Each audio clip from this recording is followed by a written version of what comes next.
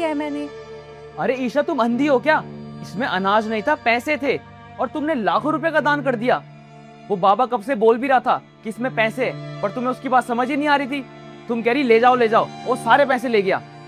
एक मिनट, आपको ना कोई गलत फहमी हुई है। मैंने चावल का ही दान दिया है। इस डिब्बे में मैंने चावल भर के रखे थे कि अगर कोई गरीब आया तो मैं उसको दान दूंगी। तब तक बाबा आ गए थे तो मैंने उनको चावल का दान दे दिया।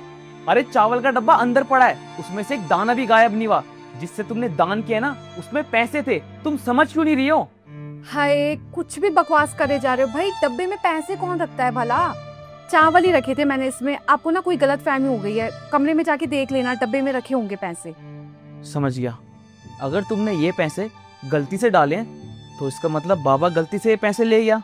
कोई बात नहीं, मैं उससे लेके आता हूँ। अरे मत लो उनसे पैसे। क्यों? मैंने ही दान किए उनको पैसे। अच्छा, तुमने दान किए तो फिर झूठ क्यों बोला मुझसे? मैंने सोचा था कि आपको बाद में बता दूंगी, पर अगर आपको पता चल गया है तो मैं बता देती हूँ कि क्या बात है। साहिल, आपको पता है, जब मैं मंदिर से वापस आ रही थी तो मैंने बाबा जी को कॉल पे बात करते हुए सुना कि उनको पैसों की ज़रूरत है। उनकी माँ अस्पताल में भर्ती है। तो मुझे जो ठीक लगा मैंने वो किया। और साहिल, तुमको पता है ना कि इंसान पैसे तो कमा लेगा, पर अगर किसी की जान चले गई तो वो कभी वापस नहीं आ सकता।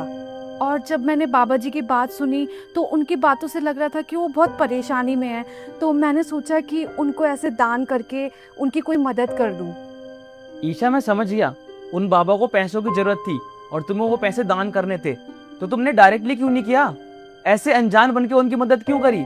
उन बाबा को समझ ही नहीं आ रहा कि तुम पैसे दान क्यों कर रही हो। और अगर इतना ही था तो तुमने मुझे क्यों नहीं बताया? आपकी बात बिल्कुल सही है। मैं डायरेक्टली भी दान दे सकती थी, पर मैंने नहीं दिया क्योंकि मुझे उन बाबा का पता है कि वो बहुत खुददार हैं।